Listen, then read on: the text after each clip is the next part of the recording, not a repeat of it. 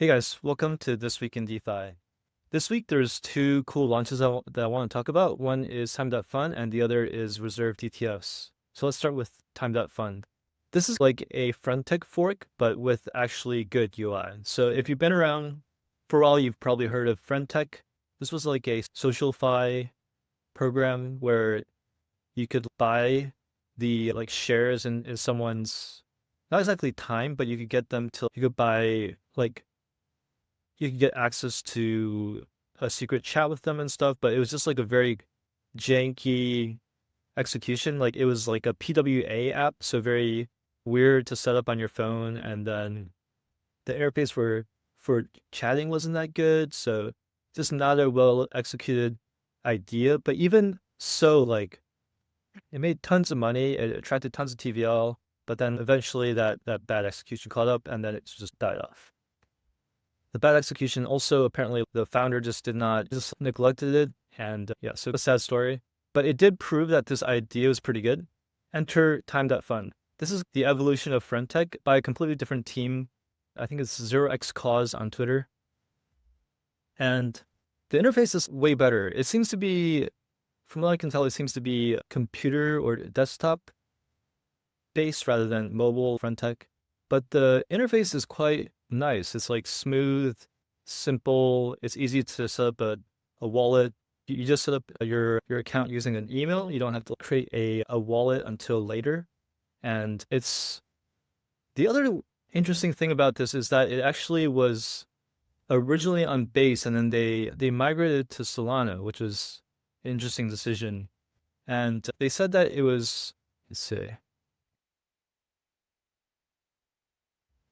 So you can see the founder here talking about it. He's saying the main reasons that he's talking about is that he's saying that it seems like Solana was attracting more users. This was back in November.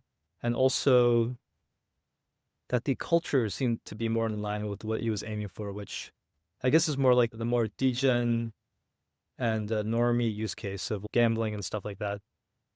And I guess that sort of makes sense, although I was reading the article about it on the block and it was saying that they actually accumulated like 2 million TVL on when it was on Base. Let's see. Oh, weird. Yeah, saying it. But if so,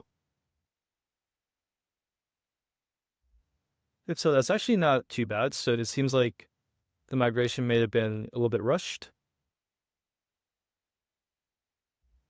Huh, okay. So yeah, not 2 million TVL, maybe $2 million of volume, but I'm guessing part of this might have been like they weren't finding product market fit on Base, and they thought maybe Sana would really give them some culture market fit. And yeah, so this launched last week. And another cool thing about this is that it seems like the Sana co-founders are actually creating accounts on here. They're participating in this. It would be cool to see stuff like this happening on Ethereum, but a little bit hard to imagine Vitalik doing something like this. Although Vitalik does support some social projects, like he's on Forecaster quite early, but this is a little bit more degenerate. I think it would be hard to imagine Vitalik aping into this, but Tully and Raj are on here, so cool. You can also see Chow is on here. I'm not sure if this is a line style project, but yeah, so there's some celebrities on there, and you can buy their time. It's a little bit a riff on Friend Tech where you're more specifically buying time of these influencers. And right now you can chat with them. In the future, they're saying that you can have a voice call or video call, but they've not implemented that yet. So yeah, pretty interesting concept. Some bunch of influencers on here already. Pretty decent number actually. I'm imagining there's probably some token lined up for this as well. I think the founder or the project mentioned that. So it might be worth using, but time will tell if this actually picks up steam or not. Okay. And the next project that launched last week, and I think it's pretty cool, is Reserve Index Protocol. So this is a new index protocol. There's been quite a few of these in the past. Actually, when DeFi started out in 2020, there was like a slew of these index protocols. I think the first one was from Set Protocol, and they ended up creating like an index protocol, which was actually pretty long-lived. And let's see. So DPI is their most famous index, and it's pretty decent. I actually recommend this to people who don't know what to buy in DeFi because it's basically an index of the large caps in DeFi. You can see their methodology here in the breakdowns, and it's pretty good.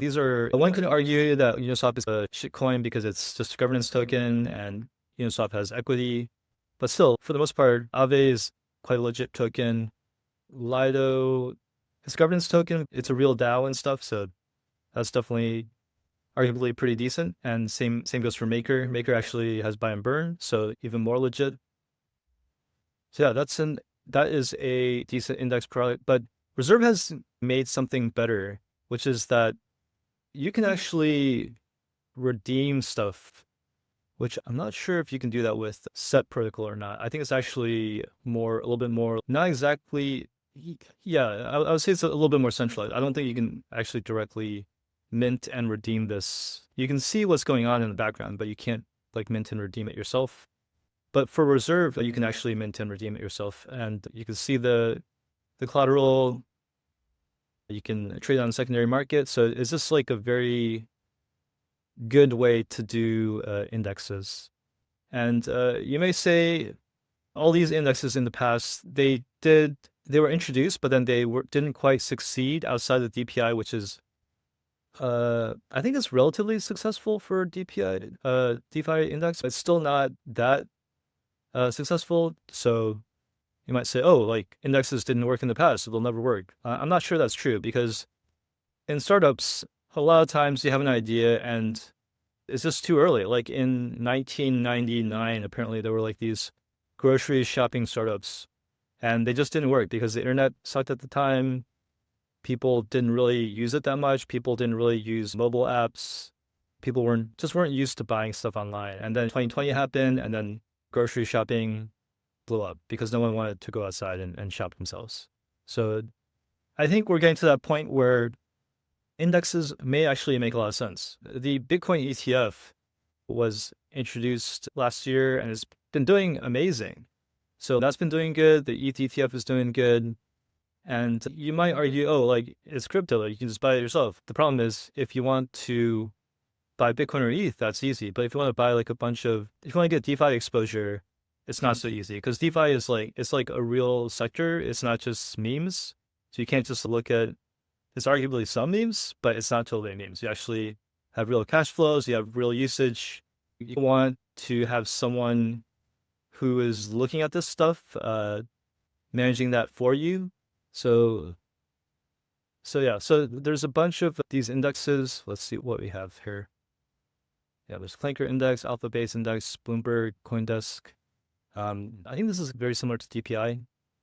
So we actually are curating an index called DeFi Growth Index. And what we're doing is we do DeFi research.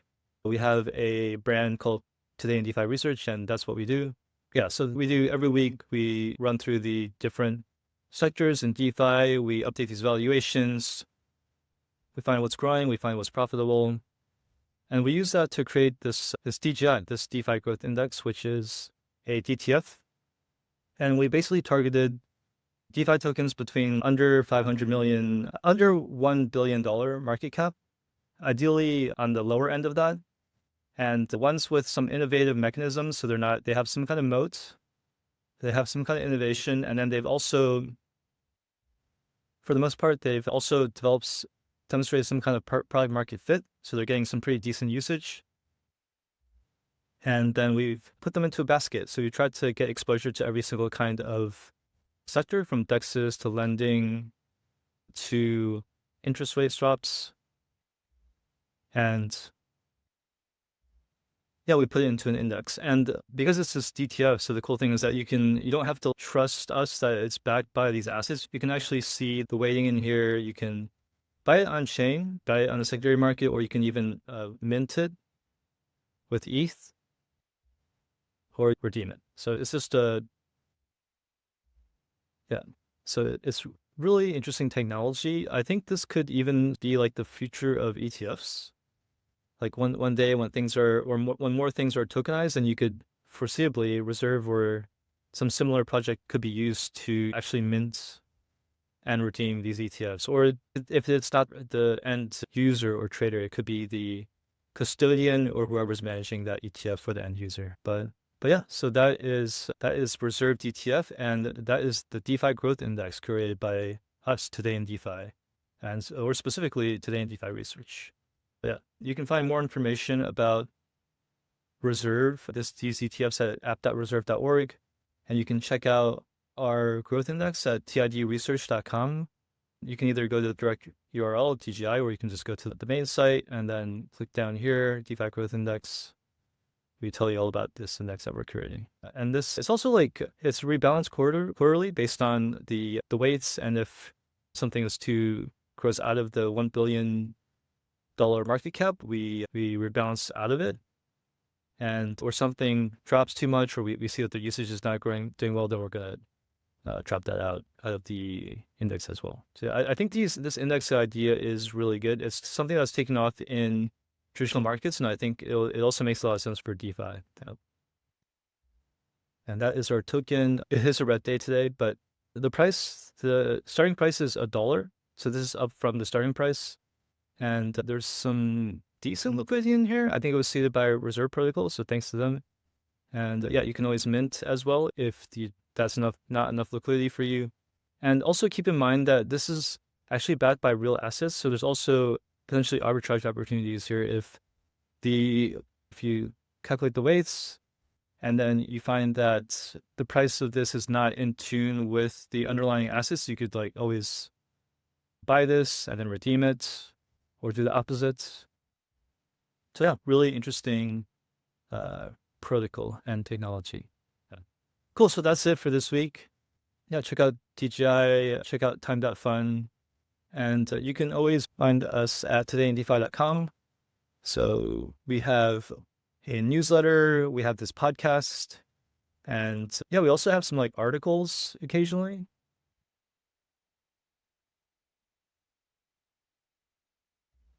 And yeah, and also this YouTube. So yeah, take care.